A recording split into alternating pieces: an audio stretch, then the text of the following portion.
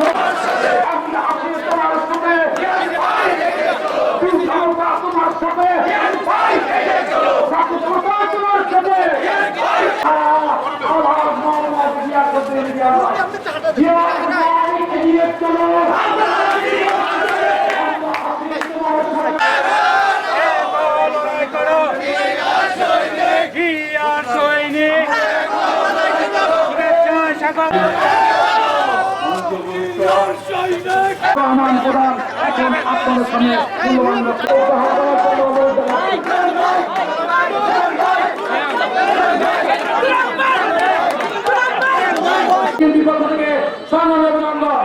মঞ্চে আসার জন্য আহ্বান করছি।